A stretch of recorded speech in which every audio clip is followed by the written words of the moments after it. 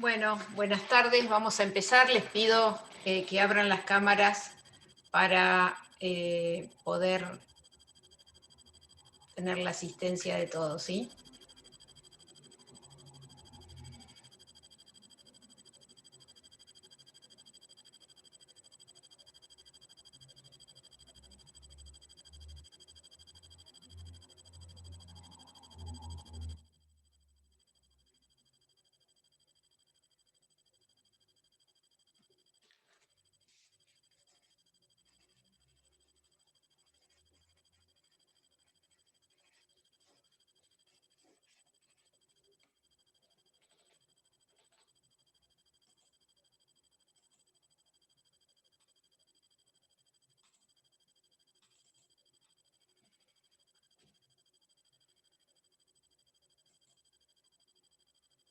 Bueno, buenas tardes a todos. Yo voy a continuar con el tema que ya han empezado el día lunes y martes los otros profesores.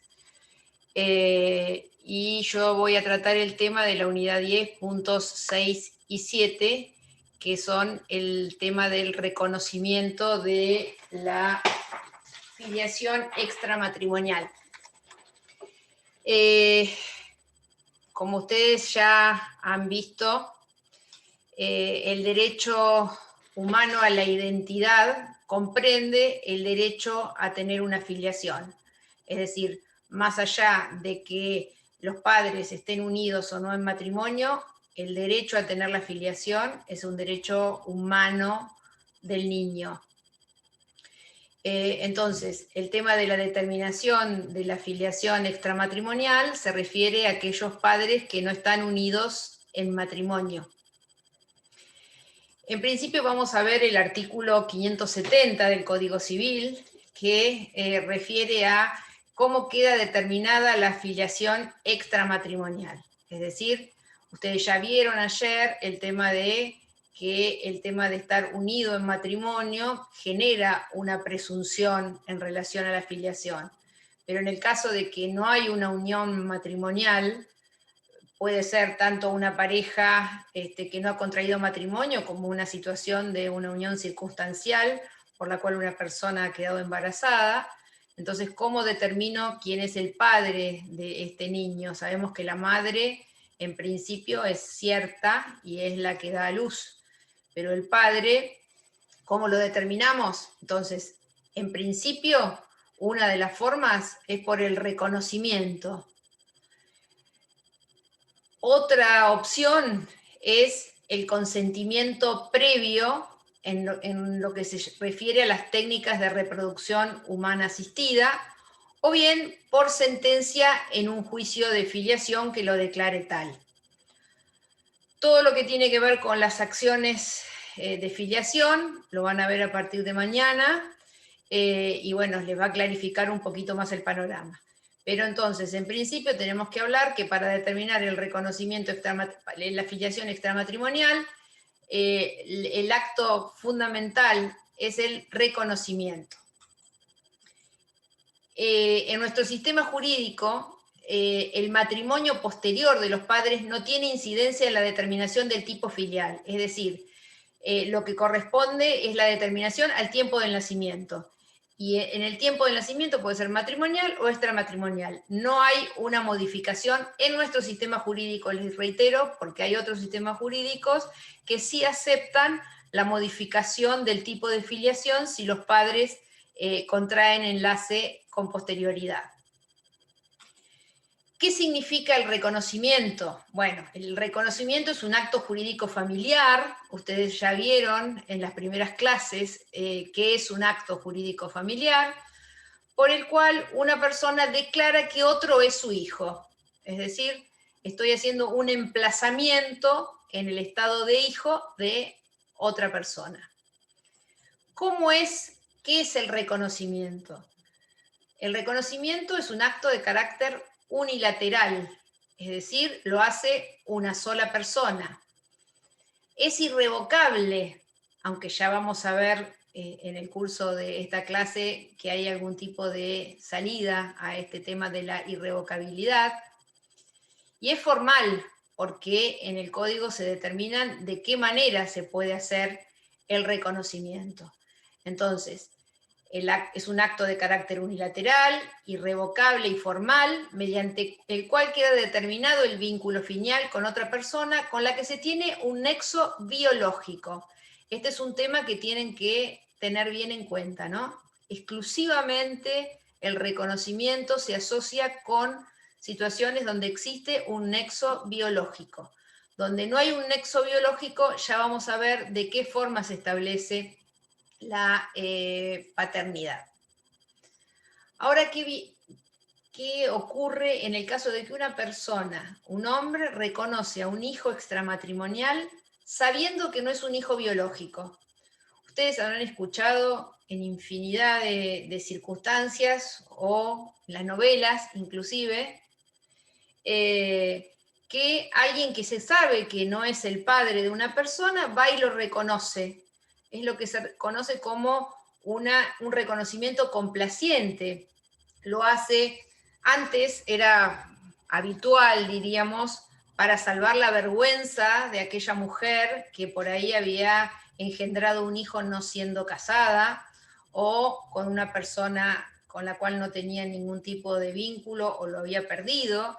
Entonces, como inclusive había diferencias entre los hijos matrimoniales y los extramatrimoniales, el hecho de un reconocimiento de parte de un padre era importante. Y no estaba tan, diríamos, resaltado los derechos de los hijos y el derecho a la identidad y muchos otros derechos que se fueron incorporando a partir de que nuestro Estado ha ratificado los tratados de derechos humanos. Entonces, ¿qué pasa entonces si una persona reconoce, sabiendo que no es un hijo biológico, lo reconoce como su hijo? Bueno, esto está penado por el Código Penal en el artículo 138 y son los delitos que se llaman de supresión y suposición de estado civil y de la identidad. Son delitos graves y, bueno, muchas veces se tiene conocimiento en forma accidental de estas situaciones, que ya les digo, antes eran más habituales que hoy en día, pero se siguen dando este tipo de situaciones. Pero acá lo fundamental es que el hombre tiene que hacer el reconocimiento sabiendo que no es su hijo para que encuadre su conducta en un delito. Ya vamos a ver otras circunstancias en la cual podría estar exculpado y podría ejercer algún tipo de acción. Ahora bien, ¿qué pasaría si el reconocimiento... Esperen un cachito, a ver si puedo pasar el power.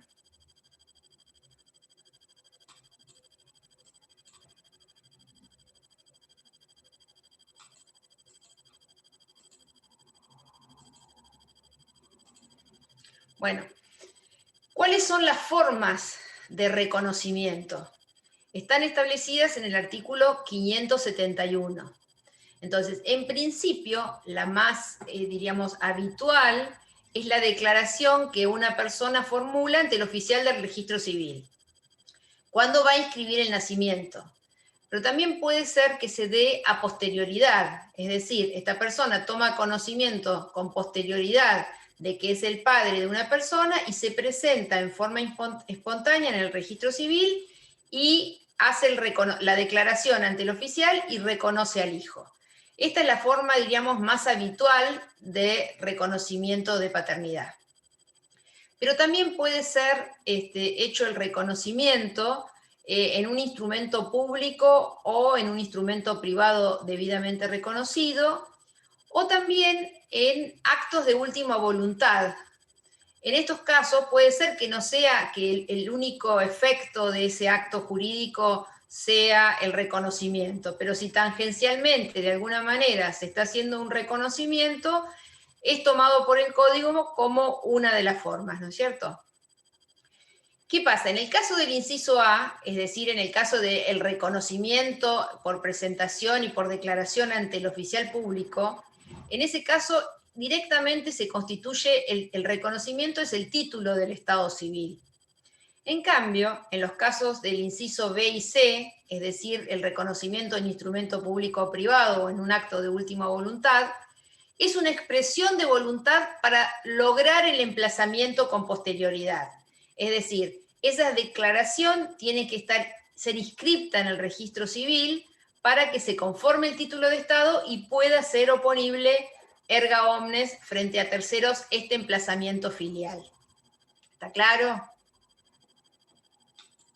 Bueno, es difícil hablar con la computadora, chicos. A ver, alguien diga algo, si tienen alguna duda hasta acá.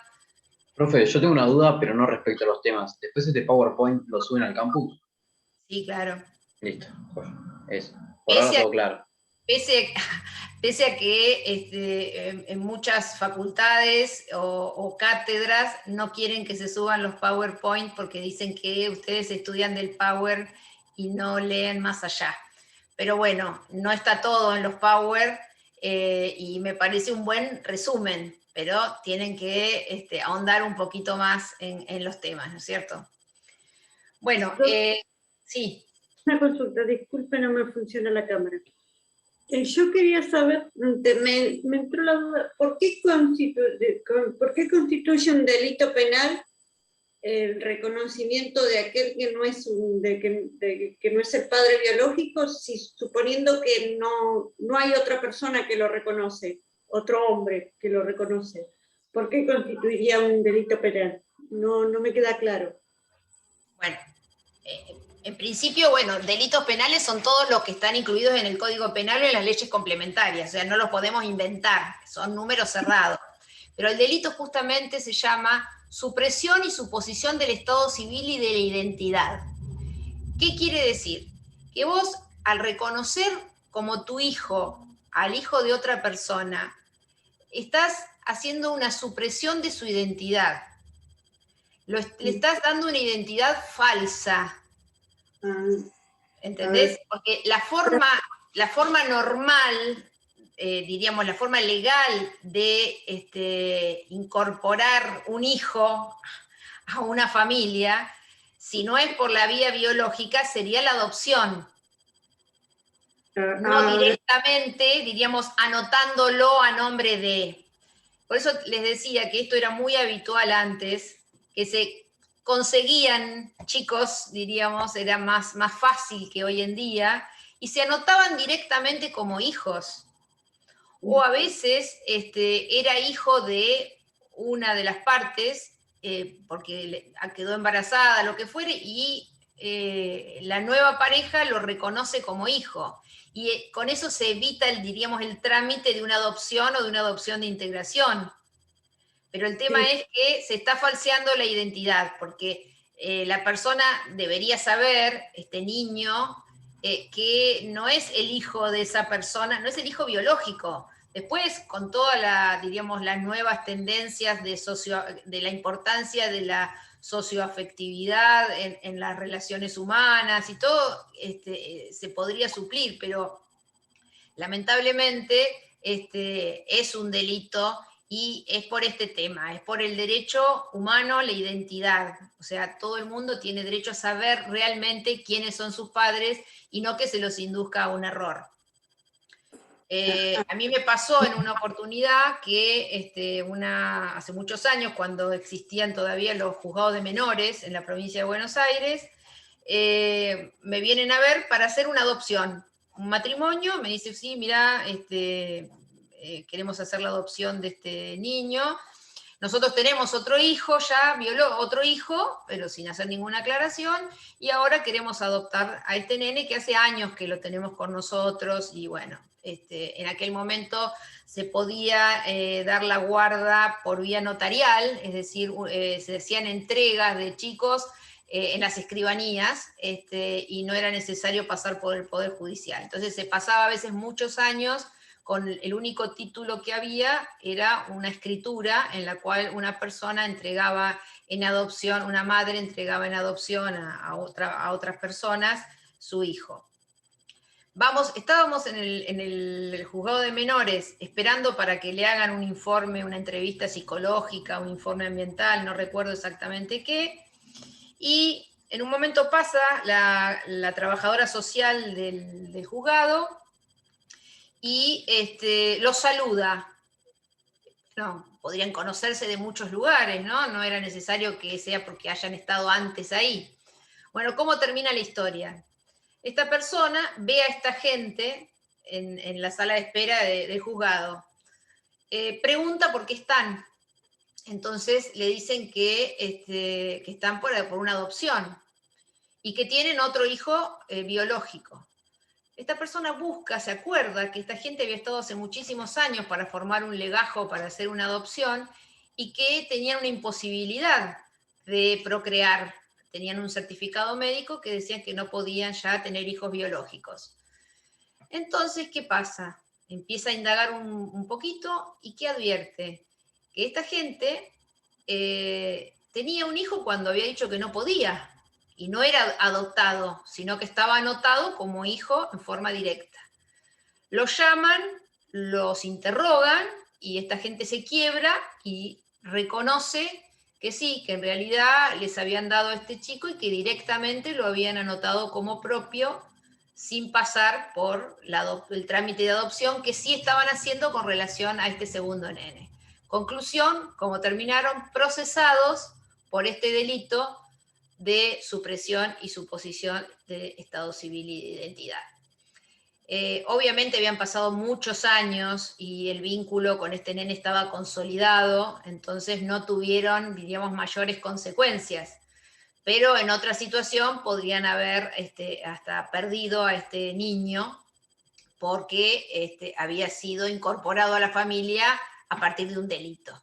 Entonces, bueno, son cosas que hay que tener, diríamos, mucho cuidado, porque la gente tiene alguna predisposición a saltear los pasos jurídicos, por decirlo elegantemente, y incorporar a un hijo como biológico cuando en realidad no lo es.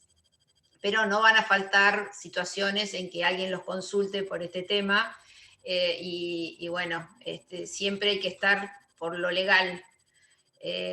A veces uno piensa que gana algo con este tema de la inscripción, pero a la larga la mentira tiene patas cortas y a veces se ocasionan desastres familiares a partir de esto.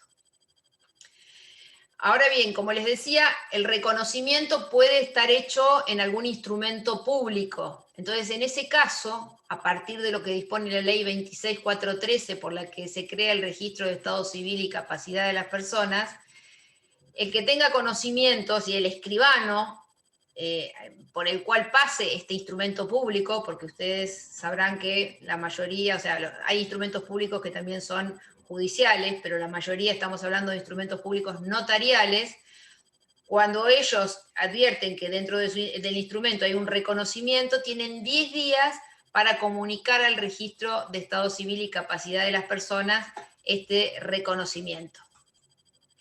Este reconocimiento puede estar también en una disposición de última voluntad, como decíamos. Las disposiciones de última voluntad son los testamentos. Si bien los testamentos son operativos a partir de la muerte del testador, eso ya lo van a ver cuando pasemos a la parte de sucesiones, cuando dentro del testamento por acto público hay un reconocimiento, no hay que, o sea, el funcionario interviniente, el escribano, no tiene que esperar a la muerte del autor del testamento para darlo a conocer, sino que directamente tiene que ordenar la inscripción de esto, ¿no? Es una situación excepcional.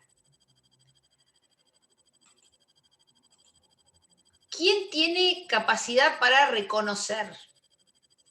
Tenemos que plantearnos en relación a los menores. Si un menor es padre, ¿puede reconocer directamente el hijo sin tener que pedir la autorización a sus padres? Bueno, la respuesta la tenemos en el artículo 680, que dice que el hijo adolescente puede reconocer hijos sin necesidad de autorizarlo sus progenitores. ¿Quiénes son los adolescentes? Por las dudas que no recuerden de cuando estudiaron Civil 1, el artículo 25 del Código Civil se refiere a adolescentes a los mayores de 13 años. Es decir, que a partir de los 13 años, cualquier persona tiene capacidad para reconocer a un hijo, sin necesidad de depender de la autorización de sus padres. ¿Qué pasa con las personas con capacidad restringida o incapaces? ¿Podrían hacer un reconocimiento? Bueno, eso depende de cada caso en particular. Dentro de este tipo de personas hay un espectro muy amplio y entonces el juez en cada caso, de acuerdo al diagnóstico que tenga la persona y cuál es el nivel de afectación, deberá decidir si el progenitor está en condiciones de expresar su voluntad, porque este es un acto especialísimo ligado a la esfera afectiva de la persona. Entonces, no puede ser hecho por sus representantes o por sus curadores o por sus apoyos. Es necesario que sea la misma persona la que esté cumpliendo con este acto de reconocimiento. El juez, para decidir, tiene que tener muy en cuenta lo que dispone el artículo 23 de la Convención Internacional sobre los Derechos de las Personas con Discapacidad, que fue incorporada a nuestro derecho a partir de la Ley 26.378, y que en su primera parte dice que los Estados partes tomarán medidas efectivas y pertinentes para poner fin a la discriminación contra las personas con discapacidad en todas las cuestiones relacionadas con el matrimonio, la familia, la paternidad y las relaciones personales, y lograr que las personas con discapacidad estén en igualdad de condiciones con las demás.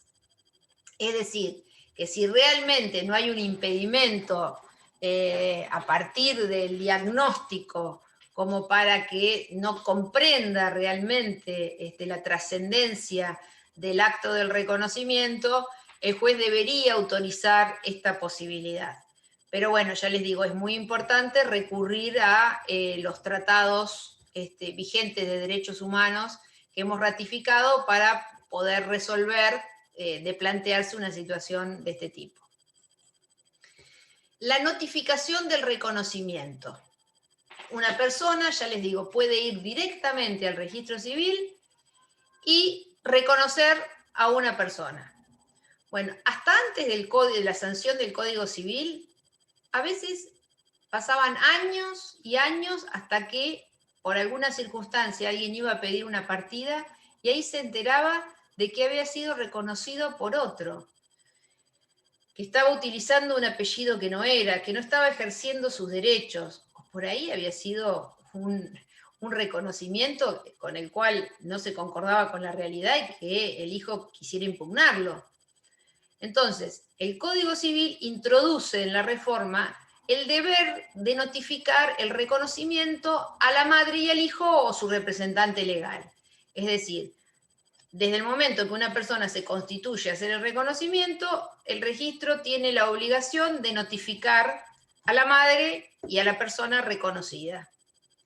Con lo cual después ya van a ver ustedes las posibilidades eventualmente de ejercer algún tipo de acción si esto no concordara con el vínculo biológico. Pero este tema es muy importante. Ya les digo, antes cualquier persona se presentaba y hacía el reconocimiento, sin que se enterara nadie. ¿Cuáles son los caracteres de este reconocimiento? Bueno, en principio es irrevocable. Es decir, yo no puedo ir hoy y decir que, la verdad que en realidad quiero revocar el reconocimiento de este hijo que hice hace 5 meses. No puede sujetarse a modalidades que alteren sus consecuencias legales, es decir, no puedo poner alguna, alguna condición a este reconocimiento. Pero tampoco requiere la aceptación del hijo, es decir, yo voy, reconozco, y en la medida que no esté sujeto a ninguna modalidad, el reconocimiento es válido. Es un acto declarativo, ¿por qué? Porque en realidad la filiación, por naturaleza, que es en este caso el tipo de reconocimiento que estamos hablando, existe desde que la persona nace. Entonces es nada más que una declaración de quién es el padre. y adquiere efecto frente a terceros desde su inscripción en el registro civil. Es lo que decíamos, que cuando va directamente al registro civil, el título de estado es directo. Si es en un instrumento por separado, es necesaria pedir la inscripción para que este instrumento sea oponible. Les decía que el acto era irrevocable, pero ¿qué pasa? Esta irrevocabilidad no obsta a que si me entero, tomo conocimiento y puedo acreditar que fue un error, que no existe un nexo familiar, puedo recurrir a la acción de impugnación de filiación, pese a que haya hecho el reconocimiento, porque puedo haber sido inducido a error. Esto es bastante común. Lamentablemente, ya les digo, no solo ocurre en las novelas, es decir, alguien le dice a otra persona, es tu hijo, y la persona con toda nobleza va y hace el reconocimiento. Con el curso de los años se entera que era el hijo de otro, y bueno, en ese caso puede entablar las acciones que ya van a empezar a ver mañana. Ahora bien, como les decía, si este reconocimiento lo hago sabiendo que no soy el padre, estoy cometiendo un delito y después no puedo invocar mi propia torpeza para fundar un derecho. Es decir, yo después no puedo decir, sí, en realidad cometí un delito y esta persona no es mi hijo y por lo tanto vengo a hacer una acción de impugnación. Es decir, nadie puede invocar su propia torpeza. Estos son principios generales que se aplican en la situación particular. Otro caso es el reconocimiento del hijo fallecido. Existe la posibilidad de reconocer un hijo que ya falleció, pero el código establece una limitación, que no le van a atribuir derechos en su sucesión a quien lo formula. ¿Por qué? Porque si no, podría darse el supuesto de que, bueno, esta persona fallecida, que resultó ser mi hijo, es una persona de fortuna, fallece, entonces lo vengo a reconocer, así lo heredo. Entonces, ¿puedo reconocer? Sí, pero no voy a tener derecho en su sucesión, salvo que haya habido posesión de estado de hijo. Es decir, yo nunca hice el acto formal de reconocimiento, pero en los hechos lo trataba como mi hijo. Bueno, en ese caso sí podría tener derechos en su sucesión. No solo son derechos sucesorios, también puede haber otro tipo de derechos en los cuales tampoco me hago acreedor si el reconocimiento es posterior al fallecimiento. Zanoni dijo que el interés que puede motivar el reconocimiento del hijo fallecido por su padre o su madre no ha de servir en ningún caso para atribuir expectativas patrimoniales. Esto es lo que yo les expliqué con otras palabras, pero bueno, esa es la idea, ¿no? Y hay un caso interesante de la Cámara Civil y Comercial de Curuzú-Cuatiá, del año 2006, en el cual un padre reconoció a su hijo con posterioridad a la muerte, 6 meses después de su muerte, y el hijo fallecido tenía 38 años de edad, para hacer un reclamo de daños y perjuicios en un supuesto de un accidente. En este caso, el juez de la Cámara de Curuzú-Cuatiá rechazó el reclamo y la posibilidad de ser resarcido por daños y perjuicios porque no tenía posesión de Estado antes del fallecimiento. Por lo tanto, era claramente un buen negocio que estaba haciendo al pretender ser resarcido por daños y perjuicios por el fallecimiento de un hijo que en realidad nunca había tratado como tal. Entonces esta sería otra de las consecuencias que se le niegan a aquel que reconoce al hijo después de la muerte. ¿Puedo reconocer a un hijo por nacer? Bueno, el código en el artículo 574 da la posibilidad de reconocer al hijo por nacer en la medida, o sea, bajo la condición de que nazca con vida. Ustedes saben que no se adquieren derechos de las personas si no nacen con vida. Entonces, en este caso, es imprescindible que nazca con vida. ¿Cuál puede ser la motivación para hacer un reconocimiento de un hijo por nacer? Bueno, la doctrina dice que muchas veces el pensar en la proximidad de un fallecimiento cierto, es decir, una persona que está enferma y que puede pensar que al momento del nacimiento ya no esté más, o también dicen ausencia por razones bélicas, es decir, alguien que se va a la guerra, que puede impulsar a una persona a admitir anticipadamente la paternidad. ¿Por qué? Porque si no, tendría que hacerse una acción de reclamación de Estado, y con este reconocimiento, diríamos, anticipado, se evita ese tipo de trámites para el caso de que con posterioridad esta persona no estuviera disponible, diríamos. Sí, ¿alguien me quiere decir algo? Sí, una pregunta, buenas tardes. Buenas tardes. Este reconocimiento del padre, por ejemplo, que por un motivo, qué sé yo, se va a la guerra, ¿este reconocimiento no hace falta el asentimiento de la madre?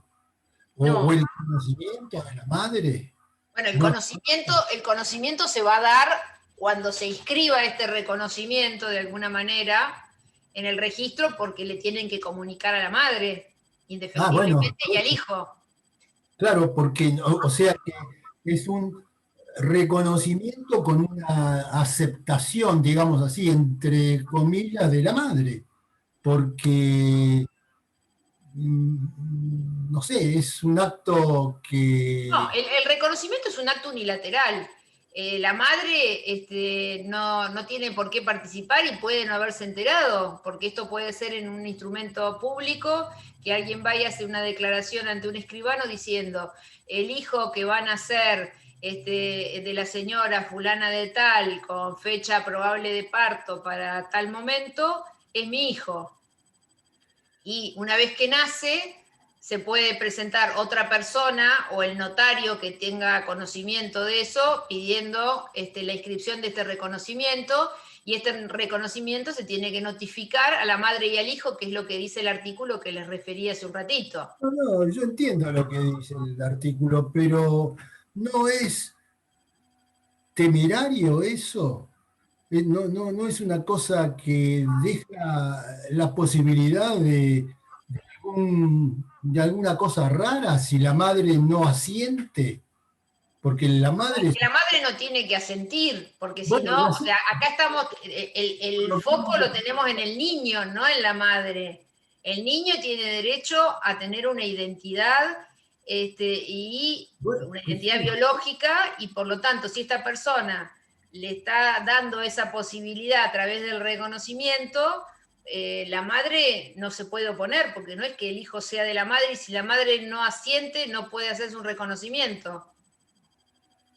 Porque de hecho, muchas veces pasa también que las madres, cuando no están casadas, y quedan embarazadas, a veces de relaciones circunstanciales, o sea, no un embarazo buscado, cuando llega el momento del nacimiento, si con la persona que es el padre biológico no ha sostenido una relación, no quiere saber nada de que le vengan a sacar al hijo.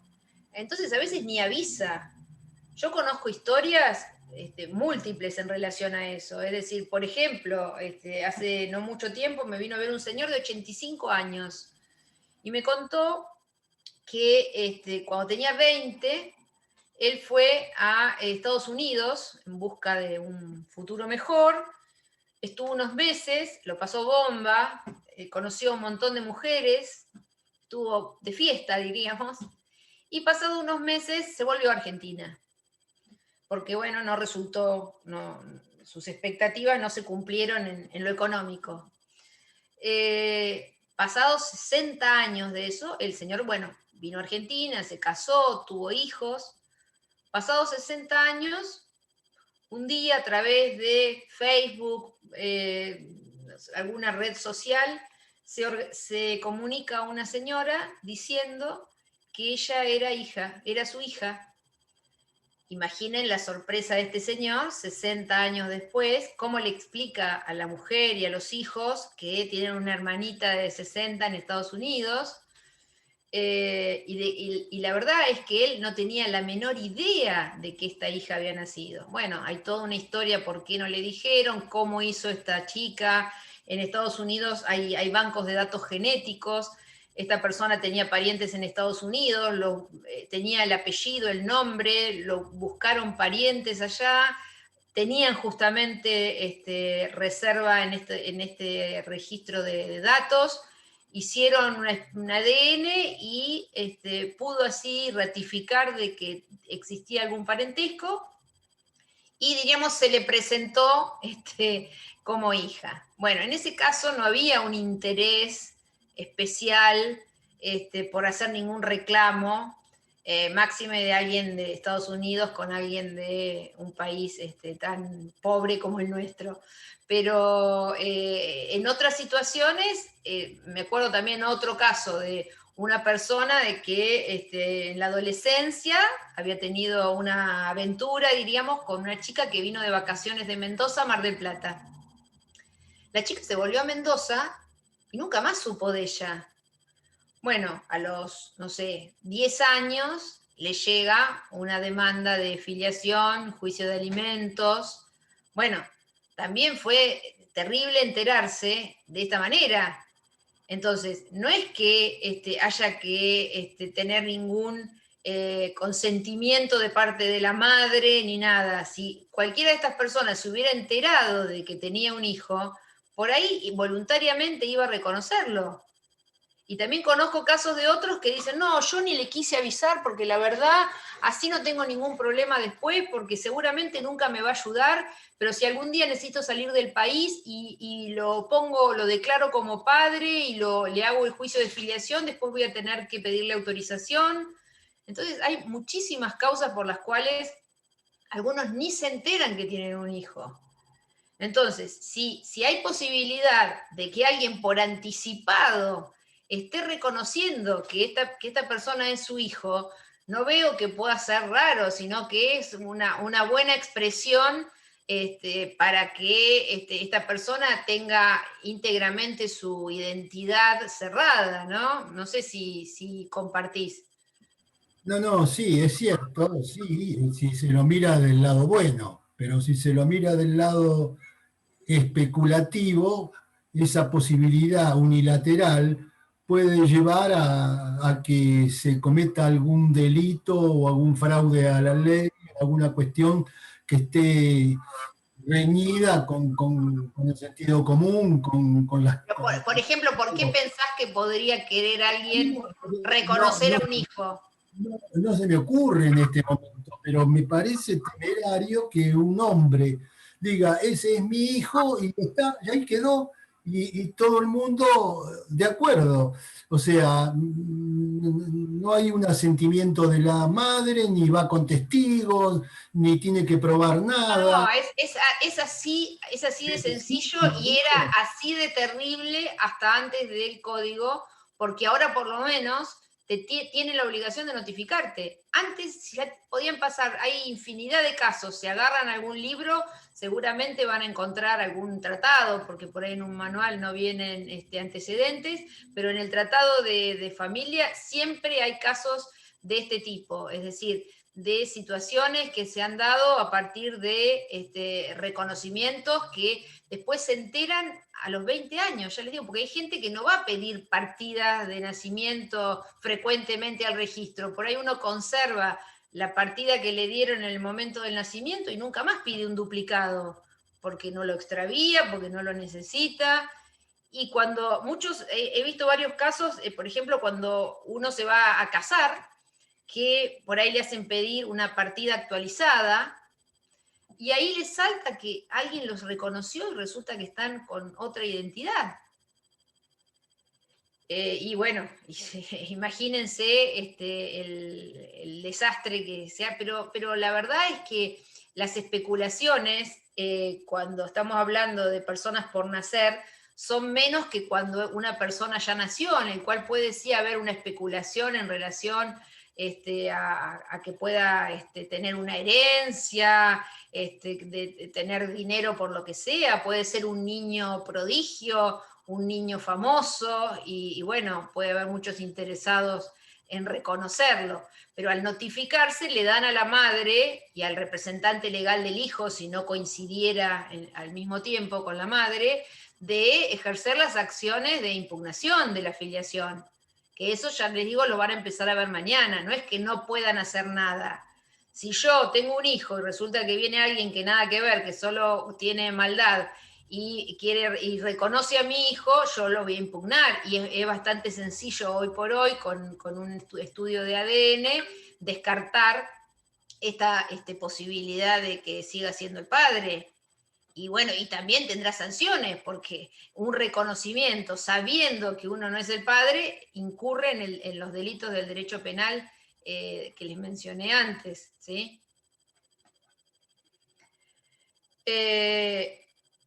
Todo lo que hablamos de reconocimiento queda circunscripto a la filiación por naturaleza, extramatrimonial, heterosexual. Vamos a pasar ahora a continuación a hablar de la filiación por técnicas de reproducción humana asistida, en las cuales también están incluidos las filiaciones de carácter homosexual, porque obviamente los homosexuales tienen que recurrir a las técnicas de reproducción humana asistida, por cuanto en forma directa, filiación por naturaleza, no pueden tener hijos. Entonces, los reconocimientos están circunscriptos a este caso únicamente. Hay normas de derecho internacional privado también, que es el artículo 2633 del Código Civil, que hablan de cuáles son los puntos de conexión para determinar cuál es la jurisdicción, la competencia, las formas. Entonces, el acto de reconocimiento de hijo se rigen por el derecho del domicilio del hijo al momento del nacimiento o al tiempo del acto de reconocimiento, o bien por el derecho del domicilio del autor del reconocimiento al momento del acto. Es decir, hay varios puntos de conexión a tener en cuenta. La capacidad del que reconoce por el derecho de su domicilio. Y la forma, lugar del acto, no de actor, lugar del acto, o por el derecho que lo rige en cuanto al fondo. Uno puede tener estas opciones para determinar cómo es la forma, cómo se hace y quién lo puede hacer. Esto seguramente van a volver cuando estudien Derecho Internacional Privado, pero tienen que saber de que de casi todas las instituciones de derecho de familia, al final del código, están todas las normas de Derecho Internacional Privado que también tenemos que saber porque se aplican a las instituciones que estamos viendo en familia en este momento.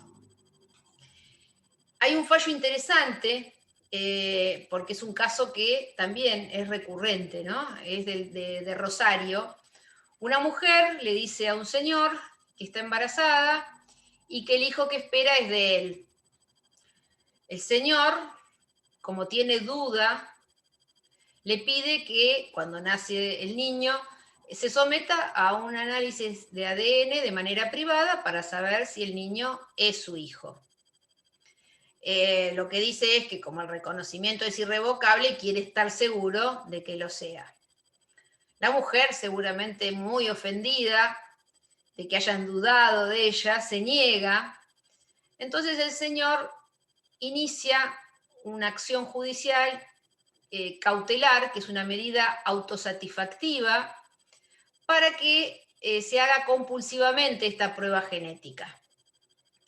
El juzgado hace lugar al pedido y lo ordena de la siguiente manera: que un oficial de justicia vaya al domicilio materno e inste a la señora a concurrir junto a su hijo a un centro de genética para llevar adelante los exámenes de ADN.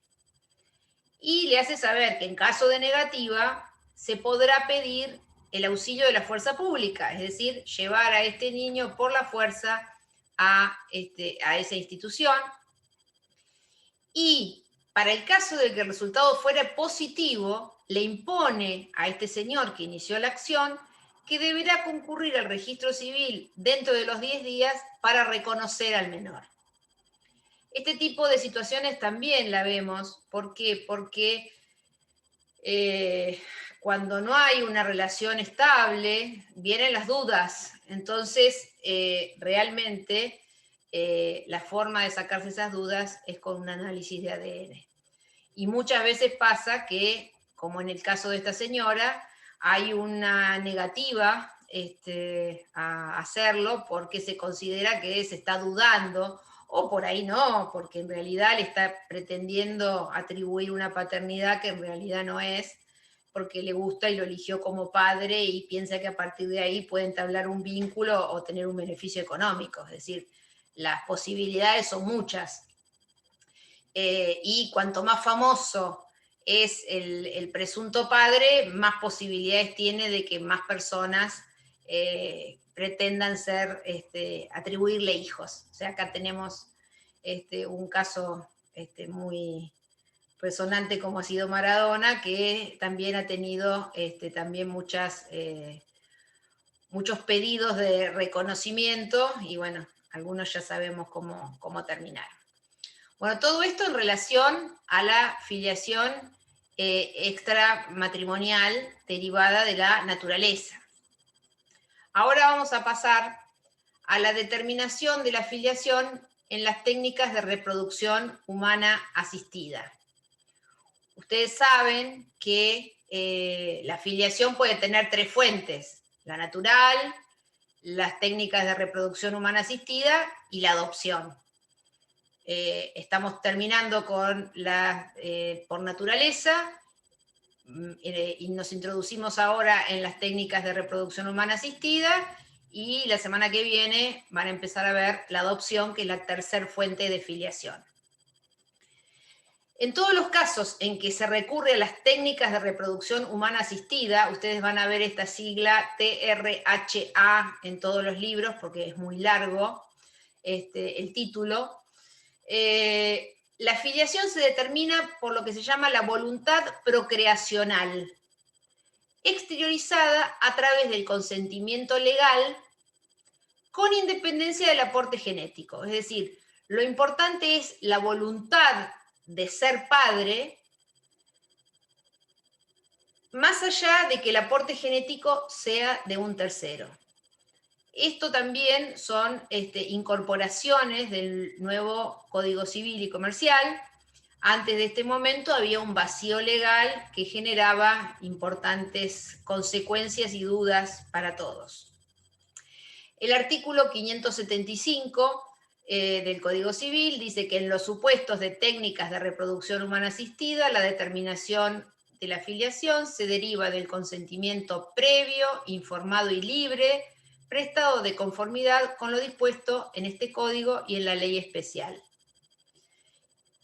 Después vamos a ver la última parte, la vamos a desarrollar más adelante. Entonces, hay reglas relativas a la filiación por técnicas de reproducción humana asistida. En este tipo de reproducción es esencial la planificación. Entonces, es imprescindible el consentimiento como para que se desencadene todo el proceso por el cual se llega a la reproducción asistida. El artículo 560 del Código refiere que el centro de salud interviniente debe recabar el consentimiento previo, informado y libre de las personas que se someten al uso de las técnicas de reproducción humana asistida. Esto de centro de salud lo remarqué, ¿por qué? Porque nuestro derecho únicamente contempla las técnicas que se llevan adelante dentro de un centro médico. Habrán escuchado ustedes también que existen lo que se llaman inseminaciones caseras, es decir, que se hacen fuera del circuito médico. Bueno, en ese caso no están protegidas por todas las normas de filiación. O sea que para que se encuadre dentro de este tipo de filiación legal, tiene que ser hecha en un centro médico. El consentimiento para ingresar en este proceso tiene que ser anterior al proceso de inseminación o implantación. Es decir, es imprescindible que se haga antes. El consentimiento tiene que ser informado, fundamentalmente en dos cuestiones. En los aspectos médicos de estas técnicas, y ahí entra a jugar la ley 26.529, que es la ley de derechos del paciente, es decir, hay que brindarle a las personas, previo a dar ese consentimiento, todas las consecuencias médicas y tratamientos a los que se deberá someter, y los aspectos legales, es decir, cuáles son las consecuencias que se derivan de ese consentimiento y frente a la concreción de esa técnica con la generación de un embarazo y posterior nacimiento. Y el consentimiento obviamente tiene que ser libre, es decir, que no exista ningún vicio de la voluntad, sin coerción, violencia o intimidación. Ese consentimiento debe ser renovado en cada oportunidad en que se proceda a la utilización de gametos o embriones. ¿Por qué? Yo creo que ya les habrá explicado la doctora Iglesias que uno puede crioconservar, es decir, conservar en frío óvulos, espermatozoides, que serían los gametos, o bien el embrión ya formado, e ir implantándolo progresivamente de acuerdo al criterio médico. Entonces, en cada oportunidad que yo voy a utilizar algún material de estos, requiere una renovación del consentimiento. Pero esto no solo es para el uso, diríamos, para la reproducción dentro de la propia pareja, sino también que se requiere un consentimiento específico en el caso de que uno quiera donar algún material a otras personas, descartarlo porque ya cumplí mi finalidad o no quiero seguir adelante, o también para utilizar para investigación. Es decir, en todos esos casos yo necesito renovar el consentimiento. Hay un principio de revocabilidad, es decir, ese consentimiento yo lo puedo revocar en cualquier momento hasta el momento de la implantación. Es decir, una vez que estoy implantando en el cuerpo de la mujer el embrión, ya no puedo revocar mi consentimiento, pero hasta ese momento hay una libertad y autonomía para procrear y por lo tanto puedo revocarlo. ¿Cómo se da ese consentimiento para estas técnicas de reproducción humana asistida? Bueno, este consentimiento tiene que ser protocolizado ante escribano o certificado ante autoridad sanitaria correspondiente a la jurisdicción. Se hizo este agregado de certificación ante la autoridad sanitaria por un tema económico. La intervención de un escribano público genera un gasto que por ahí algunas personas no están en condiciones de afrontar, entonces se da la opción de que este consentimiento sea certificado por la autoridad sanitaria correspondiente a la jurisdicción. Cada jurisdicción provincial determinará de qué forma y cuál es la autoridad sanitaria, ¿no? Y acá se reitera lo que les decía, el consentimiento es libremente revocable mientras no se haya producido la concepción en la persona o la implantación del embrión. La voluntad procreacional, bueno, esta es la fuente, diríamos, de la determinación de paternidad, maternidad en las técnicas de reproducción humana asistida. Es decir, que los nacidos de estas técnicas, para quién se determina como padres en relación a la mujer, la que dio a luz, y se completa con el hombre o la mujer que prestó su consentimiento, este consentimiento previo, informado y libre. Esto del hombre o la mujer es porque en los matrimonios homosexuales puede haber dos mujeres que estén dando, una da luz y la otra es la que tiene la voluntad procreacional de ser padre-madre de este niño. Entonces, es imprescindible de que se conforme, diríamos, esa voluntad con las dos partes de la pareja, hombre y mujer o mujer y mujer. Hombre y hombre, no, porque ahí estaríamos frente a otra figura de subrogación de vientres, que bueno, no es el tema de hoy, pero que en la Argentina no está prohibido, pero su utilización es limitada. Las personas que nacen como consecuencia de estas técnicas de reproducción humana asistida tienen derecho a saber de cuál es su origen, en el sentido de que son producto de una técnica y con aportes de gametos de terceros, en principio. Entonces, estos datos tienen que figurar en el registro civil como base de la inscripción de nacimiento. No en la partida de nacimiento, porque en las partidas de nacimiento no puede haber ningún dato que indique si uno es hijo matrimonial, extramatrimonial, producto de técnicas de reproducción humana asistida, adoptado. O sea, cuando uno pide una partida de nacimiento, nada de eso dice. Pero sí tiene que estar registrado en el registro civil. Y estas personas nacidas a través de las técnicas de reproducción humana asistida pueden solicitar datos en relación a quién es el tercero que aportó algún gameto o eventualmente los embriones.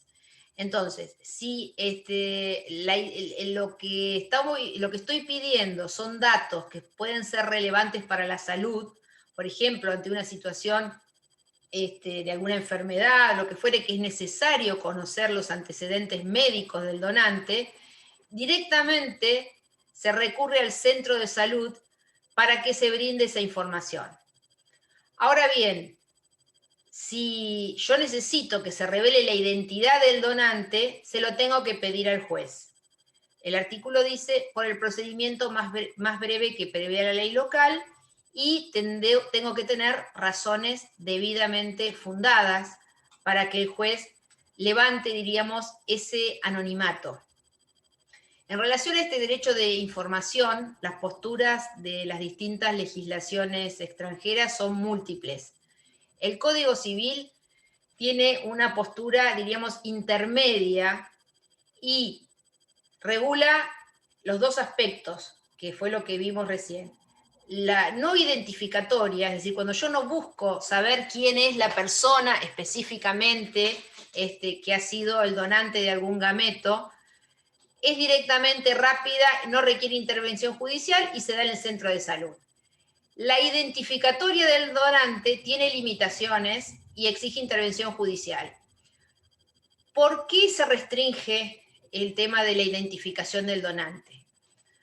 Porque de las entrevistas y estadísticas que se han hecho en relación a los donantes, muchos no donarían, o la mayoría no donaría, si supiera que su nombre puede ser encontrado o revelado a las personas que a partir de su donación después nacen.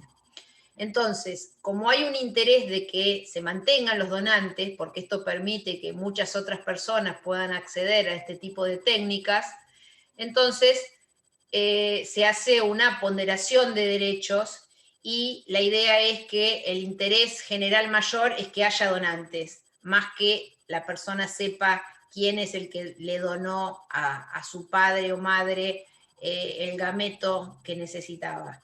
Entonces, por eso solamente en situaciones fundadas, yo estuve mirando a ver si había alguna jurisprudencia, pero como esto es tan reciente y realmente el acceso formal a este tipo de técnicas en Argentina también es muy reciente, porque ya les digo, estamos hablando que todo esto se legisla en el año 2015, todavía no hay jurisprudencia de que se esté pidiendo en alguna situación un levantamiento, diríamos, de el anonimato del donante.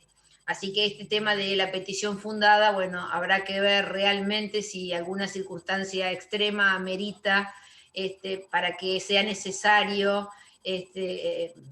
levantar, diríamos, este velo y decir quién fue la persona específicamente.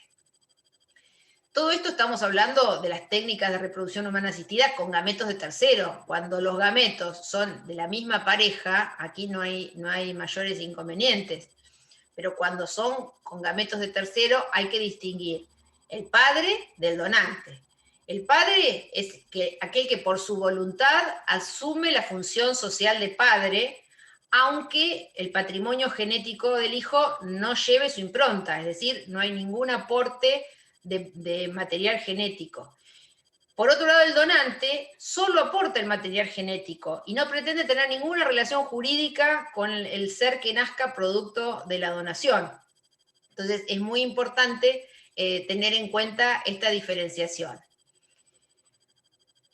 A partir del año 2013 es que se permite acudir a gametos de terceros, que es la técnica de reproducción humana asistida heteróloga. Hasta el año 2013 únicamente en Argentina, por supuesto, era las técnicas homólogas, es decir, cuando se facilitaba, diríamos, el embarazo, pero utilizando óvulo y espermatozoide de la misma pareja. Y el artículo 577, último párrafo, dice que no resulta admisible el reconocimiento ni el ejercicio de acción de afiliación o reclamo alguno de vínculo filial respecto de la persona que ha aportado los gametos. Es decir, el donante no tiene ningún derecho relacionado con el hijo, diríamos, que haya nacido como consecuencia de su aporte. ¿Alguna duda en relación a lo que hemos hablado?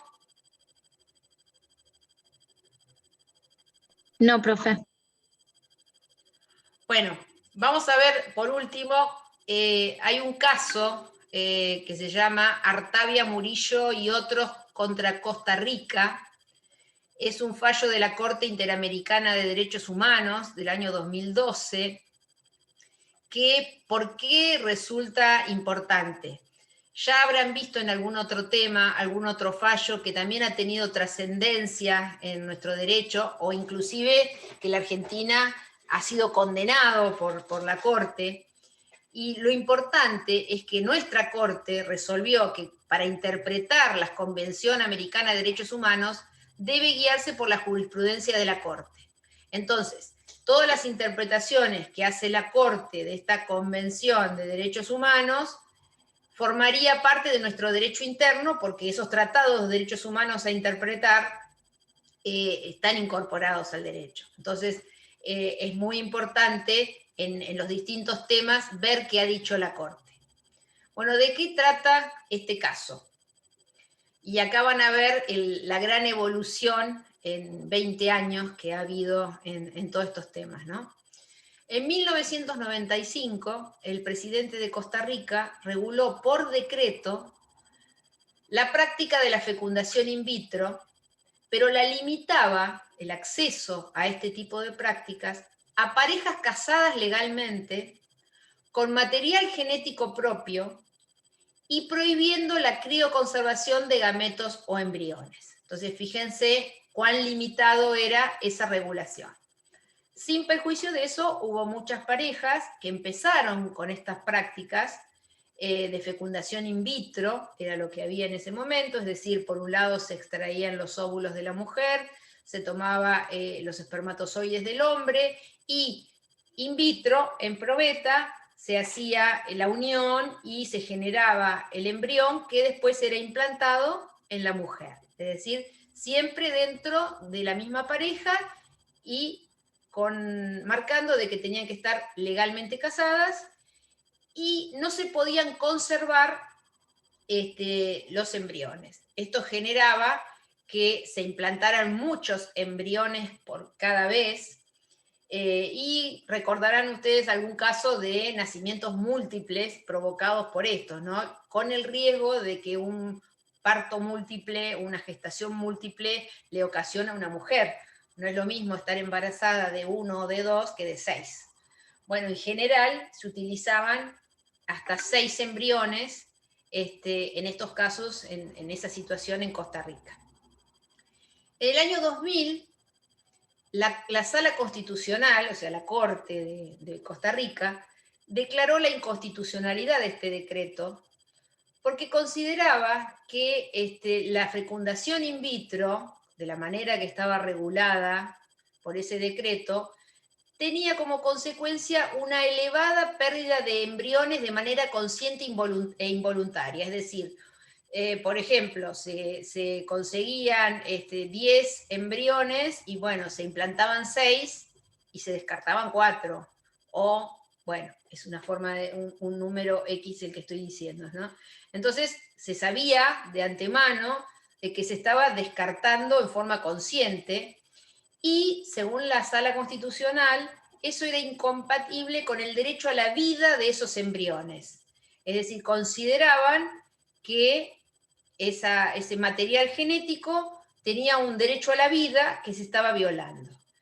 Como consecuencia de esa sentencia, se prohibió la práctica en Costa Rica de la fecundación in vitro, que era, ya le digo, en ese momento lo que había. O sea, después ha habido muchas otras técnicas que tenemos hoy en día, pero en aquel momento, ¿cómo se inicia todo? Con la fecundación in vitro. En el año 2001 se hace una denuncia en la Comisión Interamericana de Derechos Humanos. Bueno, durante algún tiempo se hacen recomendaciones al Estado de Costa Rica que no acepta, no cumple. Entonces se pasa a la instancia posterior, que se decreta la admisibilidad de la denuncia, se eleva a la Corte a través de un informe en el año 2010, ustedes fíjense la cantidad de años que van pasando, ¿no es cierto? Y en el 2012 la Corte resolvió el caso.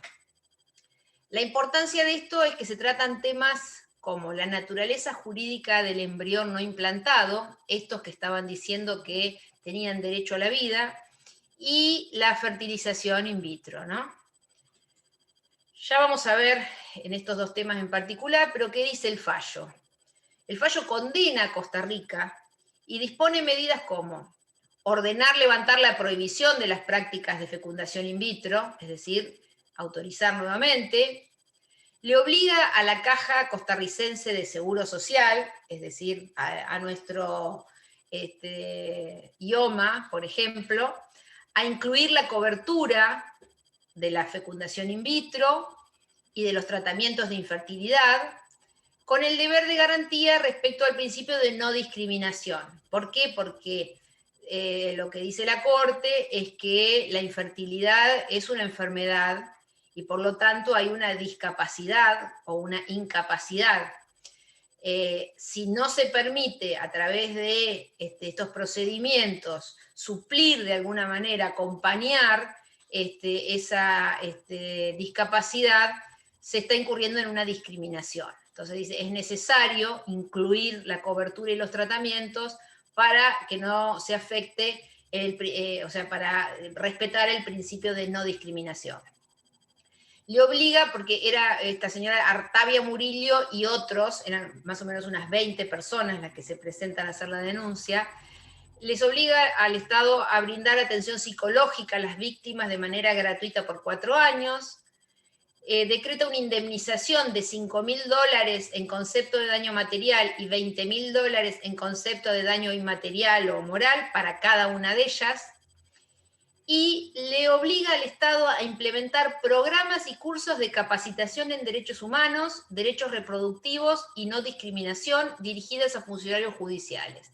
Es decir, como por la interpretación que había hecho la Corte y viendo los principios con los que se manejaba el Poder Judicial en Costa Rica, le está obligando a hacer un poquito de estudios en el tema.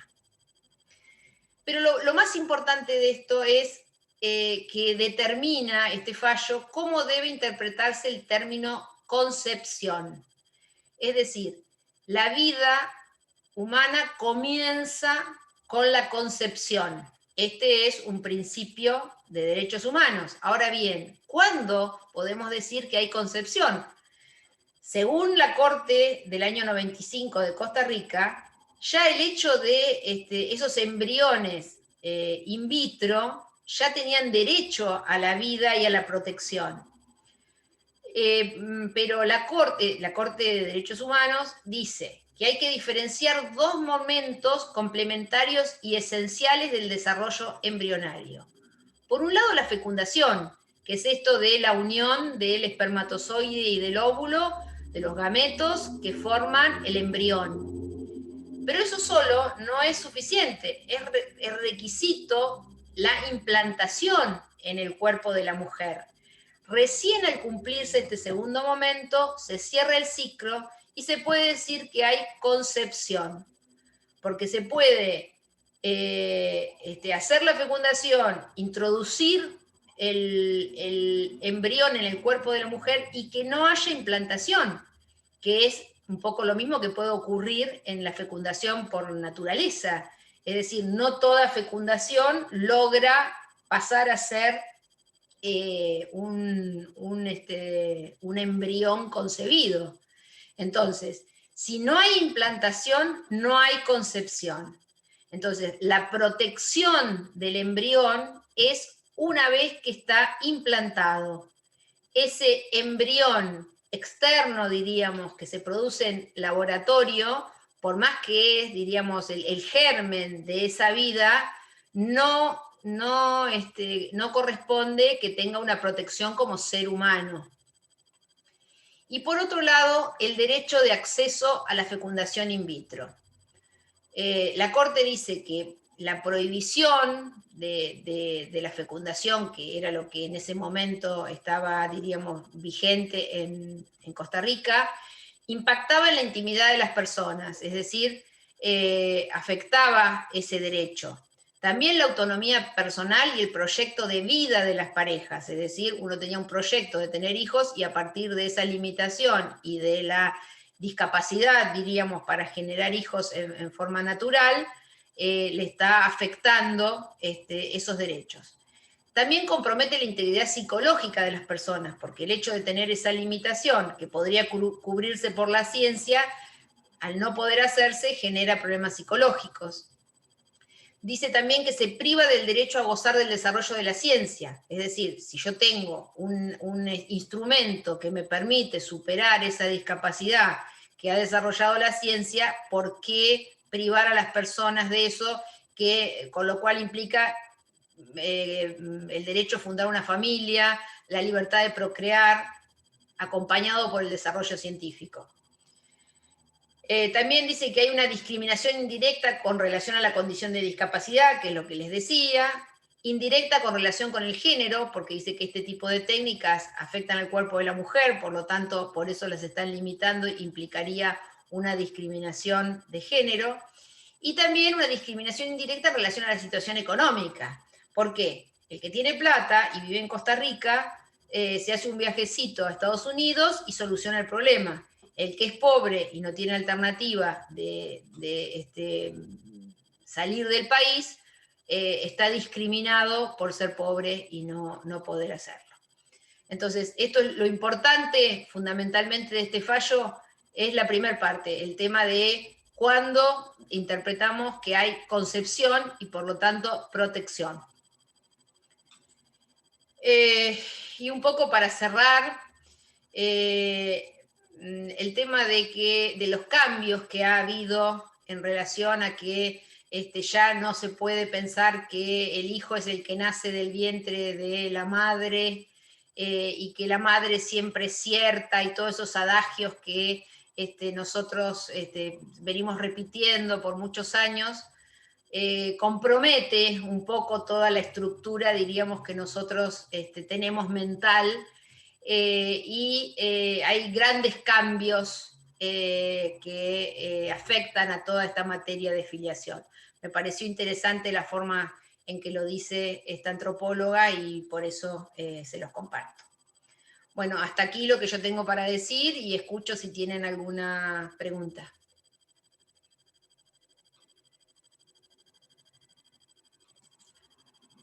A ver, chicos y grandes. Yo ninguna, profe. Disculpe, doctora, ¿podría dar un concepto o definición de estado de hijo? Estado de hijo. Bueno, el estado de hijo es ser hijo, parecer hijo y tener el título de hijo. ¿Vos hablas de estado o posesión de estado? Bueno, posesión de estado es el trato de hijo. Es decir, uno puede tener el trato de hijo y no ser el padre biológico. Y puede ser que siendo el padre biológico no lo haya reconocido y tenga trato de hijo. Ya van a ver inclusive, que por ahí se les aclara un poquito más con el tema de la adopción, porque a veces algunas personas tienen trato de hijo y no son hijos y pueden ser adoptados aún siendo mayores de edad. Ah, bien, entendido. ¿Sí? Sí, gracias. ¿Algo más? Profe, una consulta. ¿Sabe algo si está definido cómo va a ser la forma del parcial? Según un mail que me llegó ayer o antes de ayer, para todas las materias de grado que no sean prácticas, va a ser vía computadora, no presencial. Eso nos llegó ayer. O sea que la facultad decidió que todo lo que, finales sí presenciales, pero parciales de materias no prácticas, o no me acuerdo qué otra alternativa daba, creo que las del ciclo inicial o algo por el estilo, iban a ser por la vía virtual. Pero la modalidad todavía no está definida, ¿no? Y mira, la modalidad es multiple choice, hasta ahora no está definida, pero es la única forma que tenemos de hacerlo, diríamos, más o menos seguro para nosotros. Hasta ahora siempre se hizo así, pero no tengo ninguna comunicación de la doctora Rotonda, que es quien tomaría la decisión. Pero entiendo que si se hace de esta forma, se va a hacer con el mismo sistema que hemos utilizado en los últimos cuatrimestres. Probablemente complementado con algún trabajo práctico, como se hizo el año pasado, que nos permita poder evaluar un poco más los conocimientos adquiridos, porque bueno, a veces en un multiple choice hay algo de aleatorio y de suerte, ¿no? O de desgracia para otros. Muchas gracias, profe. Después otra consulta. Nosotros, por lo que se comunicó en el set, el viernes no tenemos clase y todavía nos quedó pendiente ver la clase de la semana pasada de parentesco. ¿Sabe si nos van a subir o pasar un video? No, pero lo puedo, no sabía que el viernes pasado no habían tenido clase. Sí, también me acaba de llegar una comunicación de que este viernes es el día de algo, que no recuerdo qué, y que no va a haber clase, salvo posgrados, creo que dice la comunicación. Pero bueno, me voy a ocupar del tema de parentesco, aunque sea que le suban el material, porque es un tema importante. No sabía que nadie se los había dado. Muchas gracias, profe. ¿Algo más? ¿Alguna otra queja, duda? Aprovechen porque no falta tanto. Sí. Doctora, yo me incorporé un poco tarde hoy a la clase, quería saber si va a ser subida esta de hoy. Sí, claro. Okay. La parte, diríamos, filmada, grabada, la sube el centro de estudiantes a un canal de YouTube, creo, que supongo que lo tienen. Creo que el doctor, que Pedro lo subió, les puso en el campus cómo acceder al link de YouTube donde están todas las clases. A este PowerPoint lo puede pasar ahora por el chat. El Power lo subo yo al campus. Sí, por el chat acá de Zoom. ¿Lo podrá pasar? Me estás pidiendo mucho, yo soy una señora grande. Yo está bien. Te lo voy a subir al campus. Está bien. Hasta ahí aprendí. No, ya esto ya es mucho para mí. Bien, no hay problema. ¿Algo más? No, doctora, le quería consultar, ¿en qué situación podría darse, que considere usted que puede darse lo que sería revelarse la identidad del donante? Mira, yo asumo que la única posibilidad sería un problema psicológico, porque el tema de salud lo tenés cubierto, no es necesario un tema de salud común, diríamos, de antecedentes, lo tenés cubierto con la primera opción. El tema de saber quién es el donante, con nombre y apellido, se me ocurre que por un tema psicológico, de que, bueno, que esté suficientemente fundado, que eso le puede generar a la persona un desequilibrio mental o algo por el estilo, pero nada más que por eso, porque el resto, que sería lo más importante, está cubierto. Pero la verdad que es lo único que se me ocurre. Lo pensé y busqué porque me gustaba tener una respuesta para eso, pero no, ya les digo, antecedentes no hay y la doctrina dice, ya se irá formando jurisprudencia de este tema. Así que no hay demasiado. La mayoría de los países preservan la identidad de los donantes. Y en otros, yo he visto, he tenido acceso sobre todo en el tema de subrogación de vientres y bueno, toda esta gente que viaja, por ejemplo, a Estados Unidos para generar un hijo y que les muestran, por ejemplo, para seleccionar, en el caso, tengo una amiga que bueno, que no puede tener hijos, que ya no está en edad fértil, y entonces, ¿qué hizo? Recurrió a una donante, pero los donantes, por lo menos en el estado de Florida, les tenés que pagar de todas maneras, ¿no? Se dice que son las compensaciones por los gastos médicos, por esto, por lo otro, pero a ella, ¿qué le hicieron? Le exhibieron un libro de fotos para que eligiera las características que quería, más allá de que el médico la indujo, en definitiva, a buscar una persona que pudiera parecerse físicamente con esta mamá, con voluntad procreacional.